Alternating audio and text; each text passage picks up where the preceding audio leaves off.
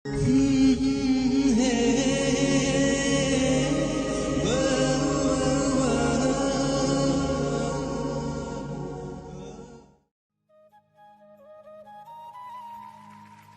মনে চিন্তা করতে লাগলাম, হায় মাবুদ, না জানি কাল রাতে আবার কি করলাম। রিমি, আয় রিমি। নেশা কেটেছে আপনার মাতাল স্বামী? আমি মনে মনে খুশি হলাম, আর সেই খুশিতে রিমিকে কোলে তুলে গান গাইতে লাগলাম। আহা কি আনন্দ, আকাশে বাতাসে, আহা কি আনন্দ, আকাশে বাতাসে। এই ছাড়ুন বলছি, ছাড়ুন, ছাড়ুন। আপনি কি জড়িয়ে ধরা, ঝাঁপিয়ে পড়া ছাড়া আর কিছুই জানেন না? ওই, তোমার তো গা জ্বালাপড়া করে এনো, হ্যাঁ? আমার মুখে আমি ভালোবাসবো, আদর করব, কোলে তুলে নাচবো, তাই তোমার কি? বউ মানে কি? বউ মানে কি? কারোর স্বামী হওয়ার কোনো যোগ্যতা আমি তো আপনার মাঝে দেখি না। দেখবে কি করে? তুমি যে চোখ থাকতে অন্ধ। যাও শোনা, খুব ক্ষুধা লেগেছে, কিছু খেতে দাও। বাহ বাহ বাহ, খুব ভালো তো। রাতে বললেন তুই করে, আর এখন বলছেন সোনা বলে। সত্যি আপনারা পুরুষরা না সব পারেন। এই শোনো, পুরুষ মানুষের এত দোষ ধরতে নেই। আর তুমি কি জন্মের পরে শুধু নিম পাতায় খেলে? চিনি মিষ্টি সন্দেশ এসব কিছু তোমার পেটে পড়েনি? হ্যাঁ? এই শোনেন, আমাকে যা বলার বলুন, কিন্তু আমার পরিবারকে নিয়ে কিচ্ছু বলবেন না, এই বলে দিলাম। যাক বাবা, কি মেরে! এই মেয়ের সাথে কথায় কিংবা শক্তিতে নয়, ভালোবেসে তার মন জয় করতে হবে। রিমি আমার জন্য নাস্তা বানাতে চায়। আমি পেছন থেকে ডেকে তাকে হাত জোর করে বললাম, রিমি। রিমি পেছন ফিরে তাকিয়ে। কি কি আবার আসলো আপনার ওই নষ্ট মাথায়?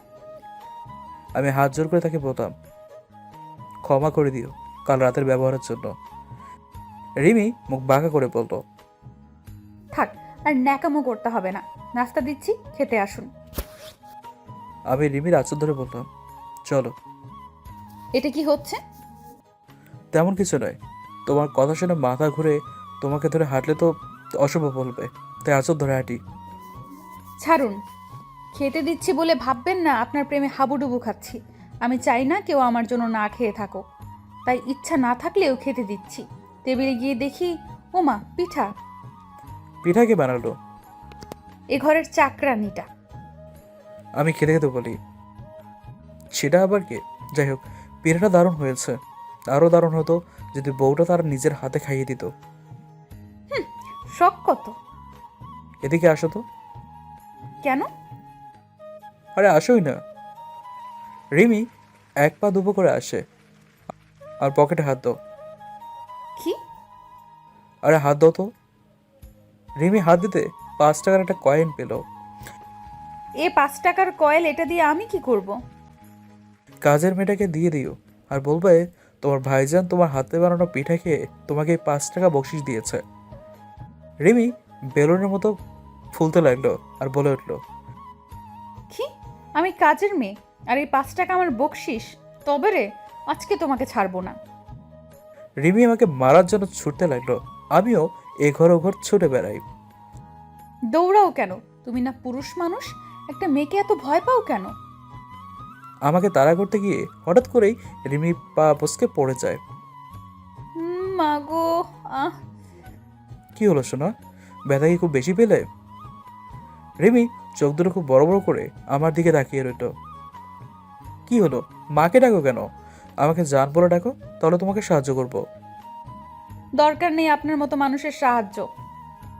মেয়েটা খুবই জেদি, এভাবে আর যাই করি মনে জায়গা করে নিতে পারবো না। তাই আমাকে একটু যত্নশীল হতে হবে, ভালোবেসে তার মনে জায়গা করে নিতে হবে। উফ, মেয়েদের এত জেদ থাকা ভালো নয়। চলুন আপনাকে ঘরে নিয়ে যাই। আমাকে একদম স্পর্শ করবেন না, আমি নিজে যেতে পারবো। ঠিক আছে, তাহলে আমি যাচ্ছি বলে উঠে দাঁড়ালাম। আমার মতো রিমিও দেখি ওঠার জন্য চেষ্টা করছে, কিন্তু তা কি সম্ভব? না, পারল না রিমি নিজেকে দাঁড় করাতে। কি, এখানে বসে থাকবেন? রিমি চুপ করে রইল। আমি হাত বাড়ালাম রিমির দিকে।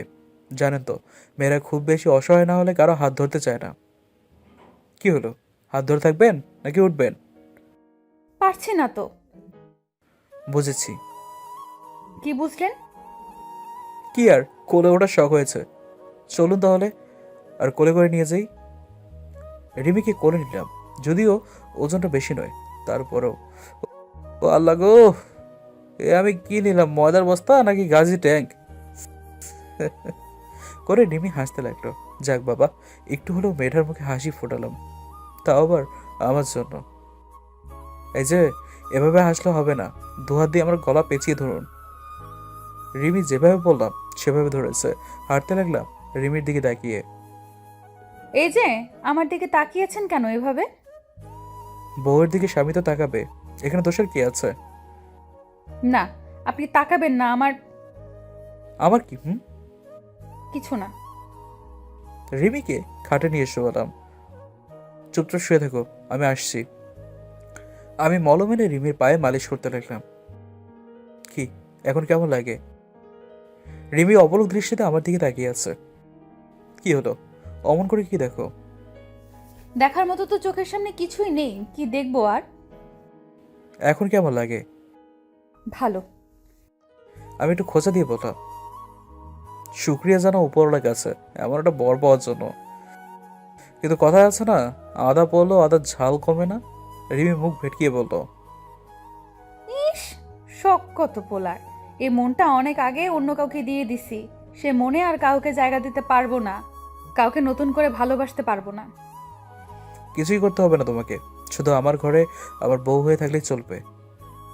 রিমি কিছু বলতে যাবে তখনই, না না, আর কোনো কথা নয়, চুপচাপ চোখ বন্ধ করে ঘুমাও, আমি বরং রান্না বসাই।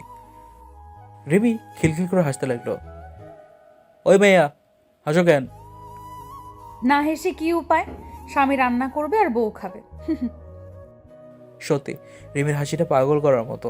এতদিন শুধু দেহটা ভোগ করেছি তার, তার মুখের হাসিটা দেখতে পাইনি। যাক, তারপরও তো রিমি আজ স্বামী বলে স্বীকার করলো। কি ভাবেন মনে মনে? ভাবছি বউটা আমার প্রেমে পড়লো নাকি। পোলার শখ কত! যান গিয়ে রান্না করেন, তা না হলে না খেয়ে থাকতে হবে। এমনভাবে বলছে মনে হয় সে আমার মালকিন, কিন্তু করার তো কিছুই নেই, রাতে তো হবেই। ঠিক আছে ঠিক আছে, যাচ্ছি, তুমি ঘুমাও। রান্না বসালাম আর মনে মনে ভাবতে লাগলাম, ঘরে বউ এনে কী লাভ হলো যদি রান্না করে নিজেকেই খেতে হয়। একটু পরে রান্না বান্না সব শেষ। রিমি এমনভাবে হাত পা মেলে শুয়ে আছে, মনে হয় বাবার বাড়িতে আছে, স্বামীর বাড়ি নয়। এই যে ম্যাডাম, চলুন খেয়ে আমায় উদ্ধার করুন।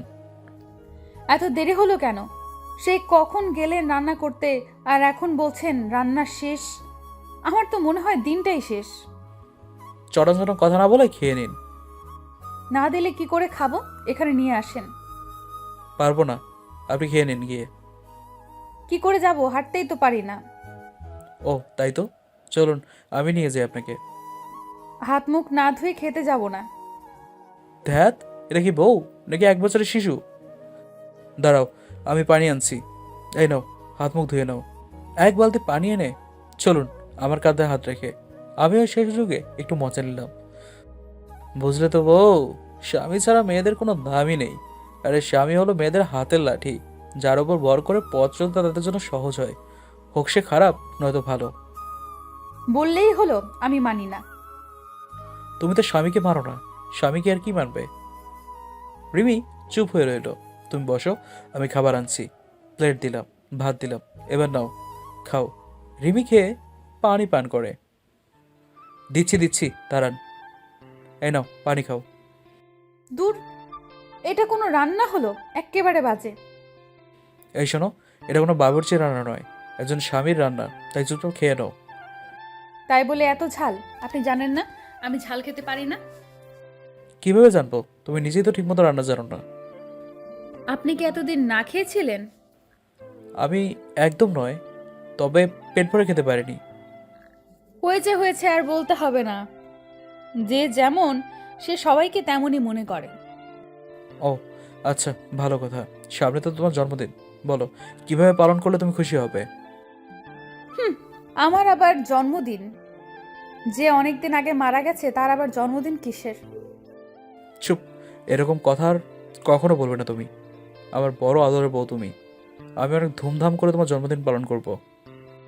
না, তার আর কোনো প্রয়োজন নেই। যদি আমার কথা না শোনেন, তাহলে আমি সত্যি সত্যি এই বাড়ি ছেড়ে চলে যাব, নয়তো এই পৃথিবী ছেড়ে। না না না, তার দরকার নেই। তুমি যেভাবে বলবে আমি সেভাবে করব। তবে হ্যাঁ, তোমাকে আমি সেদিন খুব বড় একটা উপহার দেব, যা তুমি কখনো স্বপ্নেও দেখোনি। থাক, আমার কিছুর দরকার নেই। আপনি খেয়েছেন? না, তোমাকে না খাইয়ে আমি কি করে খাই বলো তো? হুম, আর ভালোবাসা দেখাতে হবে না, খেয়ে নিন। বউ জামাই দুজনে খেতে লাগলাম, যদিও রান্নাটা ভালো হয়নি। খাওয়া শেষ করে তুমি যাও, আরাম করো, আমি প্লেটগুলো ধুয়ে আসতেছি। আচ্ছা। রিমি খুব আস্তে আস্তে হাঁটতে লাগলো। এই, দাঁড়া দাঁড়াও, তুমি কি বলো তো? স্বামী থাকতে কেউ এত কষ্ট করে? মানে? আমি তোমার বলে রিমিকে কোলে করে নিয়ে ঘরে দিয়ে আসলাম। তুমি ঘুমাও, আমি সবকিছু গুছিয়ে আসতেছি। সবকিছু ধুয়ে মুছে গুছিয়ে এসে দেখি রিমি এখনো জেগে আছে। কি হলো, তুমি এখনো ঘুমাওনি? ঘুম না আসলে কি করব? ঘুম আসে না মানে? তুমি চোখ বন্ধ করো, আমি তোমার মাথায় হাত বুলিয়ে দিচ্ছি। রিমির চোখ বন্ধ করলো, আর আমি তার মাথায় হাত বুলাতে লাগলাম। কখন যে রিমির সাথে আমিও ঘুমিয়ে পড়েছি বুঝতে পারিনি। বিকেলে আমার আগে রিমির ঘুম ভেঙে যায়। শোনেন, এই যে শুনছেন? ঘুম ভেঙে যায় রিমির ডাকে। সরি, বুঝতে পারিনি।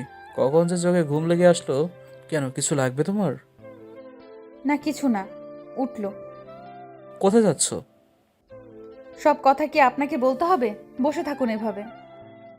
আমি মনে মনে, কি মেয়ে রে বাবা, যার জন্য এত কিছু করলাম সে বলে আমি চোর। আমি কি কখনো ওর মনে জায়গা করে নিতে পারবো না? কিন্তু কোথায় গেল সে? পালিয়ে যায়নি তো? ধুর, আমিও না সব উল্টাপাল্টা ভাবি। এই নিন।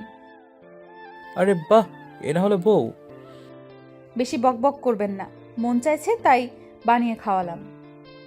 হুম, বউরা তো চা নেই কি থাকতে পারি? চাটা খেয়ে বললাম। শোনো, তুমি ঘরে থাকো, আমি একটু বাজার থেকে ঘুরে আসি। দরজাটা লাগিয়ে দিও।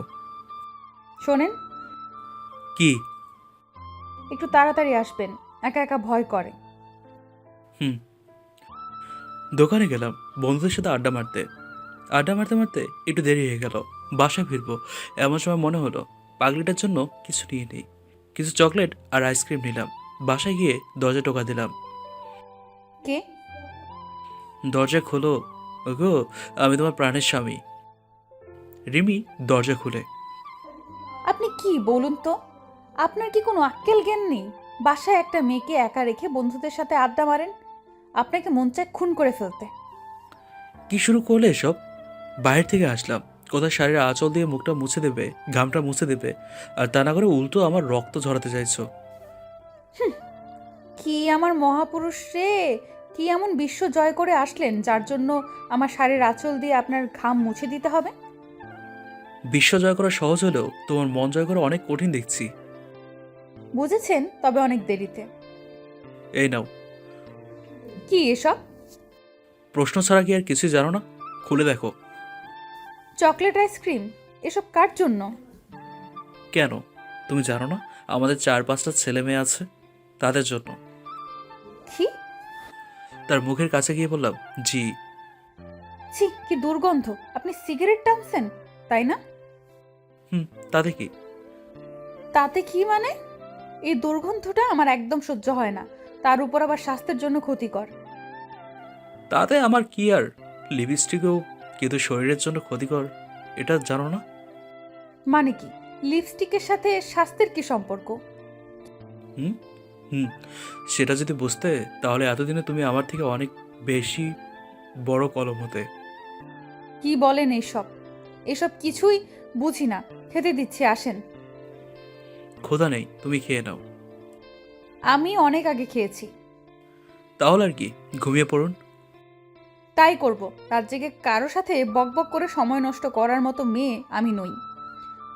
রিমি শুয়ে পড়ো, আমি মোবাইল টিপছি। একটা কথা বলবো?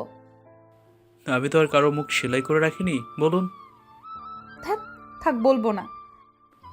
মনের কথা চেপে রাখতে নেই, পাহা সমান হয়ে যাবে। অভিনয়। কাল আমার বান্ধবী আসবে। কেন কেন, তোমার বান্ধবী আসার কি দরকার? একা একা ভালো লাগে না। একা? আমি তো সবসময় তোমার সাথে থাকি, আর সঙ্গী লাগলে আমাকে বলতে, দুটো এনে দিতাম। তারা কারা? কোথা থেকে আনবেন? একটা তোমার থেকে, একটা বাহির থেকে। মানে কি? মানে বুঝলে না শোনা? তোমার থেকে যে আসবে সে হলো বাবু, আর বাইরে থেকে যে আসবে সে হলো সতীন। কি? বাবু আর সতীনের মুখ দেখার আমার এত শখ নেই। আপনার সাথে কথাটা বলাটাই বোকামি। ধ্যাৎ। এই শোনো, বলে দিও আসতে।